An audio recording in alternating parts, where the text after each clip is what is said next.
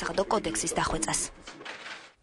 სამხედრო სავალდებულო სამსახურში საშემოდგომო გაწევა დასრულდა. რეგიონული განვითარების და ინფრასტრუქტურის მინისტრის პირველი მოადგილის თენგიზ შერგელაშვილის განცხადებით 2012 წლის საშემოდგომო გაწევის პერიოდში 7400-მდე წვევამდელი გაიწვიეს.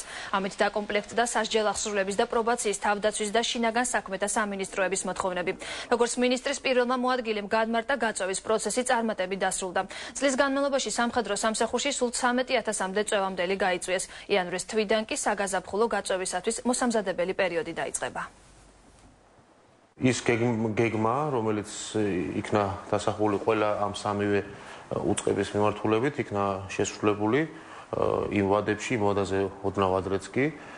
თვითონ პროცესი წარიმართა, მიუხედავად იმისა, რომ იცით, რომ 1 ოქტომბერის იყო არჩევნები და ამას შეიძლება გარკვეული ყევები გამოიწვია, ამას ყევები არ გამოუწვევია, ანუ სამინისტროს ახალმა ხელმძღვანელობამ, ასე ვთქვათ, ყოველდღიურ კონტროლზე აიყვანა ეს საკითხი, რომ ის ვალდებულებები, რომელიც გააჩნდა სამინისტროს, ამ კუთხით შესრულებულიყო.